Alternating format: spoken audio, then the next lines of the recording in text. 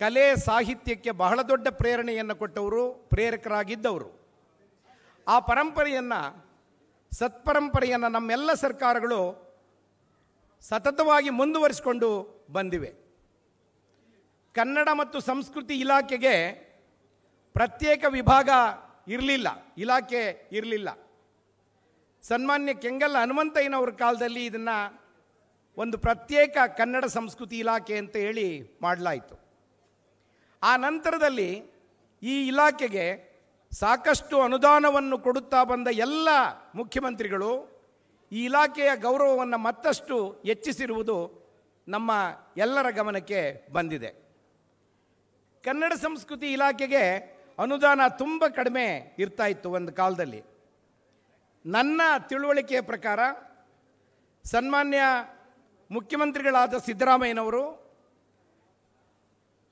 ಅರ್ಥಮಂತ್ರಿಯೂ ಆಗಿರುವ ಸಿದ್ದರಾಮಯ್ಯನವರು ಕನ್ನಡ ಸಂಸ್ಕೃತಿ ಇಲಾಖೆಗೆ ಕೊಡಮಾಡುತ್ತಿದ್ದ ಅನುದಾನವನ್ನು ಒಮ್ಮೆಗೆ 3 ಪಟ್ಟು ಹೆಚ್ಚು ಕೊಟ್ಟು ಈ ಇಲಾಖೆಯ ಗೌರವವನ್ನು ಹೆಚ್ಚು ಮಾಡಿದರು ಅಂತ ಅನ್ನೋದು ನನ್ನ ತಿಳುವಳಿಕೆಗಿರುವ ಸಂಗತಿ.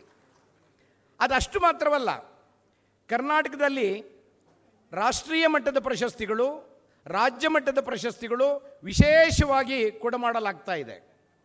ಬಹುಶಃ ಭಾರತದ ಯಾವ ರಾಜ್ಯಗಳಲ್ಲಿಯೂ ಇಷ್ಟು ಪ್ರಶಸ್ತಿಗಳನ್ನು ಕೊಡುವ ರಾಜ್ಯ ಇನ್ನೊಂದಿಲ್ಲ. ಕರ್ನಾಟಕ ಅಗ್ರಸ್ಥಾನದಲ್ಲಿದೆ ಅಂತ ಹೇಳಿ ನಾನಾದರೂ ಭಾವಿಸ್ಕೊಂಡಿದ್ದೇನೆ. ರಾಷ್ಟ್ರ ಮಟ್ಟದಲ್ಲಿ ಸಾಧನೆ ಮಾಡಿದವರನ್ನು ಕರೆದು ಗೌರವಿಸುವ ಕೆಲಸವನ್ನು ಕರ್ನಾಟಕ ಸರ್ಕಾರ ಮಾಡ್ತಾ ಇದೆ. ಹಾಗೆ ರಾಜ್ಯ ಮಟ್ಟದಲ್ಲಿ ಸಾಧನೆ ಮಾಡಿದವರನ್ನು ಗುರುತಿಸಿ ವಿವಿಧ ಸಮಿತಿಗಳನ್ನು ನೇಮಕ ಮಾಡಿ ಆಯ್ಕೆಯಾದವರಿಗೆ ಈ ಪ್ರಶಸ್ತಿಯನ್ನು ಕೊಟ್ಟು ಗೌರವಿಸುವ ಕೆಲಸವನ್ನು ಕರ್ನಾಟಕ ಸರ್ಕಾರ ಮಾಡ್ತಾ ಇದೆ. ಇವತ್ತು ಪರ್ವೀನ್ ಬೇಗಂ ಸುಲ್ತಾನ ಅವರು ಬಹಳ ದೊಡ್ಡ ಗಜಲ್ ಗಾಯಕಿಯವರು, ಮುಂಬೈ ವಾಸಿ. ಅವರು ಈ ವೇದಿಕೆ ಮೇಲೆ ಇದ್ದಾರೆ. ಬಹಳ ಅದ್ಭುತವಾದ ಗಾಯನವನ್ನು ನಾನು ಖುದ್ದು ಕೇಳಿದ್ದೇನೆ.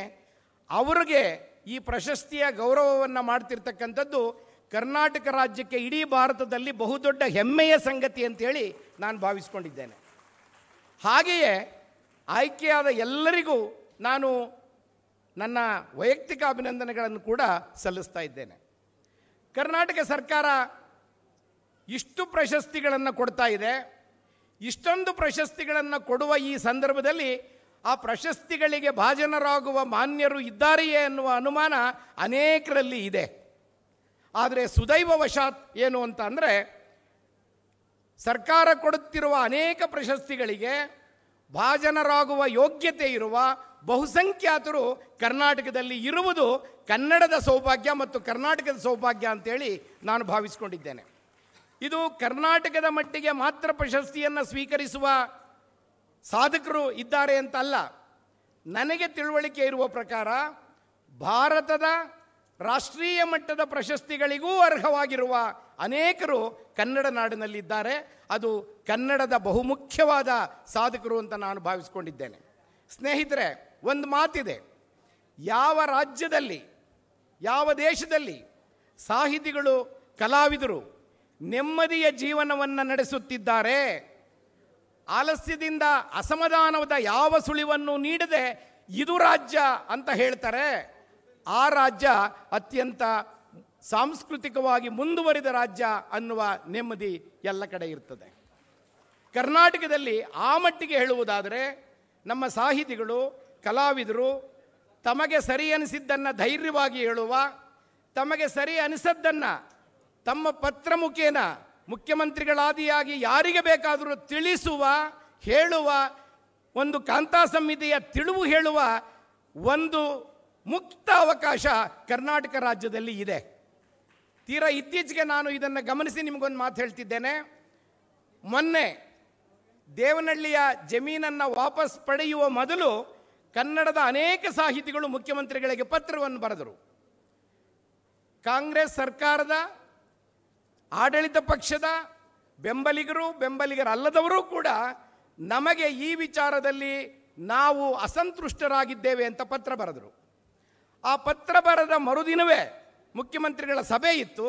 ಆ ಸಭೆಯಲ್ಲಿ ಅವರ ಮಾತುಗಳನ್ನು ಆಲಿಸಿ ಕಾಂತಾ ಸಂಹಿತೆಯನ್ನು ಕೇಳಿದ ರೀತಿಯಲ್ಲಿ ಮುಖ್ಯಮಂತ್ರಿಗಳು ಅವರ ಅಭಿಪ್ರಾಯಕ್ಕೆ ಮನ್ನಣೆಯನ್ನು ಕೊಟ್ಟು ತಾವು ಸರ್ಕಾರ ಕೈಗೊಂಡ ತೀರ್ಮಾನವನ್ನು ವಾಪಸ್ ಪಡೆಯುವಂಥ ಬಹಳ ದೊಡ್ಡ ಜನಪರವಾದ ಕೆಲಸವನ್ನು ಮಾಡಿದ್ದನ್ನು ಕರ್ನಾಟಕದಲ್ಲಿ ಮಾತ್ರ ನೋಡಲಿಕ್ಕೆ ಸಾಧ್ಯ.